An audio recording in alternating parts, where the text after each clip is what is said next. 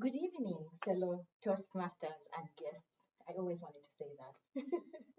It is my distinguished honor to be here before you tonight to share my icebreaker.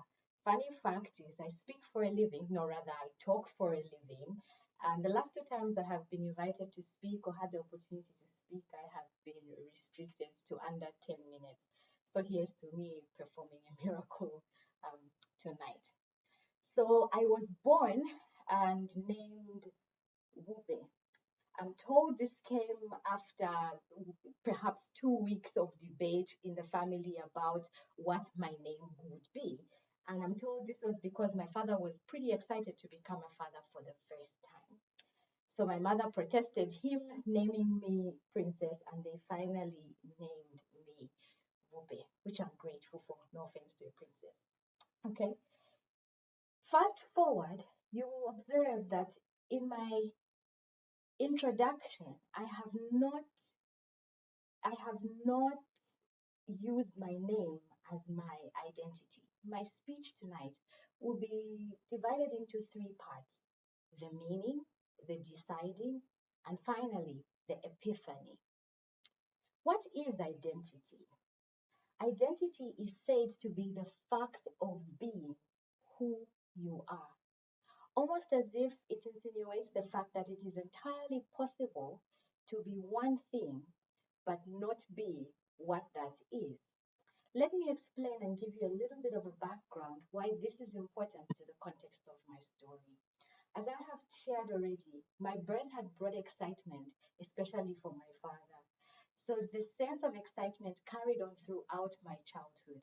I was inquisitive, I was full of energy, and I was just generally the loud child. This was exciting, and then life happened. I went to high school, and at high school, I got myself the name Energizer. And for you that remember, what made it popular was the fact that the battery was said never to die. And in my young mind, I perceived that that meant that somehow, in certain sects of society, I was not accepted and I needed to tone it down. That became the first time I began to close up and get into a shell. Fast forward to the University of Zambia, parts of me were still there. So we entered university, and then it came time to select schools which we would be quartered into. I sat down with a few colleagues outside who were deciding what school they wanted to go to. I hadn't decided whether I wanted to go to law school or into the School of Mass Communication to pursue journalism. The backstory to this was growing up in my inquisitive self, having been celebrated. A lot of the times, people assumed I would just be a lawyer, right? So every time as a child, I was asked, what do you want to be when you grow up? I would say, obviously, a lawyer, because that came easy and I had known it for so long. Not because that was actually who I was or who I actually wanted to be. So sitting outside and speaking with my colleagues, one of them said, how can you come to the University of Zambia and not go to the most prestigious school by their standards?